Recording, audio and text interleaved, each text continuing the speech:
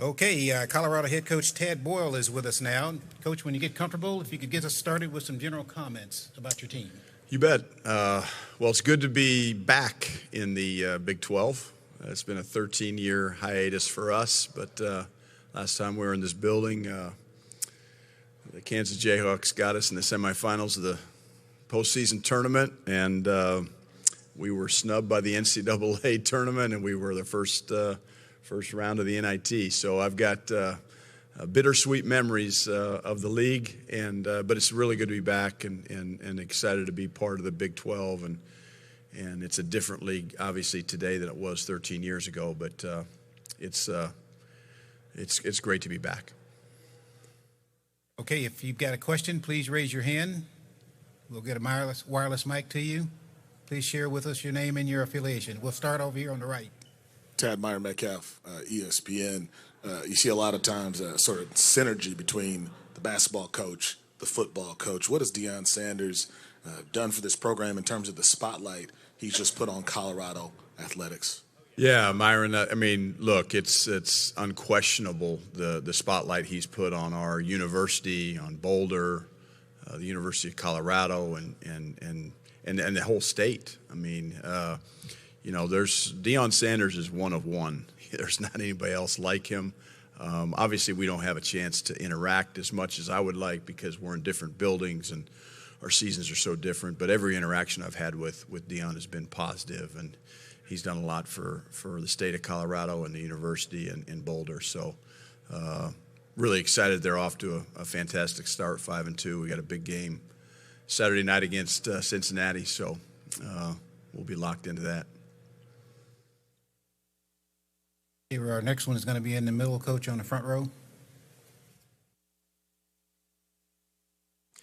Coach Matthew Postins, Heartland College Sports. As a coach that had experience with the Big 12 then and coming into the Big 12 now, you talked about things have changed. What things have you seen that have changed in style of play? What teams do from then till now? Yeah, I think the biggest change has been some of the schools. Obviously, Texas and Oklahoma are gone, and Central Florida wasn't in the league. Cincinnati wasn't in the league. There's a lot of new teams that are in the league now that weren't here when we were. But the core of the league, Houston wasn't in the league, and so I think the additions that they've made, and certainly with the additions of now BYU and Utah and Arizona State and ourselves, I think, look, it's been the best league in the country, 9 out of the last 10 years, I think. Certainly the last 4 years with the net rankings and 8 NCAA tournament bids last year. I mean, it's a deep league, and look, every league has good coaches and every league has good players, but the venues that you go to on the road in this league. I remember the year we were in it. We were playing Iowa State, and they were, I think, we were playing 16 league games at the time. They were 3-12, and we go to Hilton Coliseum on senior night, and it sold out. And that building beat us that night with a team that was not as talented as we were. They weren't as good as we were, but their building helped win them a game that night on senior night, and so that's the kind of stuff you see in the Big 12 that you don't see in other leagues. Okay, we've got two here on the left side. The first one on the back row, and then we'll come to the second row. Hey, Coach. Jack Kenna from the University of Daly, Kansan. You have been a head coach since 2006. Do you think it's been easier or harder to build a roster? You can build a roster. It's no more difficult today in fact, you could make an argument it's easier to build a roster today because you have players that can transfer in and play right away. So it's easier to build a roster. It is infinitely harder to build a program, and there's a difference between building a roster and building a program. We've tried to build a program at Colorado that's been sustained success, and I think we've done a good job of that for the most part. Certainly there's a lot of things that we haven't done that I hope to do before we as a staff end our tenure there. But building a roster is easy. Building a program in today's day and age is really, really difficult. We've tried to do that. I feel like we've got a really good culture. I know it's an overused term, but I'm proud of what we've accomplished, and I'm looking to accomplish a lot more. Here we're going to the left side here on the second row, then the fourth row. Coach, Ben Hook, University Daily Kansan, how are you today? Good, Ben. How are you? I'm well. When you go from the Pac-12 to the Big 12, what changes in like the 40 minutes on the court of the actual game, or is it just still basketball either way? Well, look, it's, again, I said this when we left the Big 12 to go to the Pac-12. We left one league, good league, to go to another good league. Now we just left, the Pac-12 was a good league last year. We had good teams, good coaches, good players. We're coming into a monster of a league. I think the biggest thing that changes when the ball goes up, to answer your question, is just the physicality of this league and just the style of the defensive, hard-nosed. You know, we open up with Iowa State, you know, and as you watch those guys defend, you know, you're just like, man, I hope we get to 50 points against those guys. Now, if we don't get to 50, we better hold them to, you know, in the 40s to have a chance to win that game. But it's the defensive and the mindset that a lot of these programs have that's made them so darn successful. Okay, let's go to the fourth row on the left side here. Pat Rooney, Boulder Daily Camera. Coach, you've mentioned a couple times during the preseason that, you know, another one of the big differences between the Pac and the Big 12 will be the venues that your team has to play at. Is there any way at all to prepare your team for those venues, or is it just kind of something they have to experience when they get there? Well, I think, you know, look, you can do the old deal where you pipe in, you know, game noise, or, you know, our practice gyms, Pat, you've been in them, the acoustics are not very good, so they're really loud. It's hard to communicate. So, you know, maybe we practice in those gyms, you know, before we're going to a venue that's going to be loud and difficult to communicate. But in terms of the experience that our players, they're going to have to experience it. There's no teacher in this world like experience. And with this team, we don't have a lot of experienced players returning. We've got, you know, 3 graduate transfers that are transferring in. They have experience, but 2 of them have experience at lower levels. So we're gonna have to learn as we go this year, and it's going to be a season. I think if you watch Colorado basketball from the beginning to the end, you're going to see a lot of growth, a lot of improvement as the season goes on. I'm not sure we're going to be in mid-season form because we don't have a lot of experience coming back early in the year.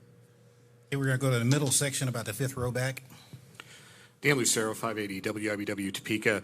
You just spoke to the fact that you have 2 grad transfers, Trevor Baskin, Elijah Malone, coming in from lower levels of basketball, Division II in Baskin's case, and the NAIA in Malone's case. What attributes give players from those lower levels an opportunity to succeed at a level like the Power 4, the Big 12, beyond just the basketball, the skill sets? What attributes do you think can make those 2 successful and quality contributors to your team? Well, I think, number one, they've been the best players on their team, you know, so they've had to carry the load, so to speak, whether it's scoring, whether it's rebounding, whether it's leadership, whatever that role was. And in many cases with both Elijah and Trevor, it was a variety of things. So I think those guys, if you can play, you can play. I mean, Derek White taught us that. You know, if you can play at the Division II level, you can play at the Division. Now, can you be a first-round draft pick and, you know, have the year he had? You know, what people forget about Derek is he got to sit out for a year. He didn't have to sit out. He got to sit out. And that year of sitting out really benefited him in many, many different ways. Elijah and Trevor don't have that luxury. And so we're going to need them to step up right away.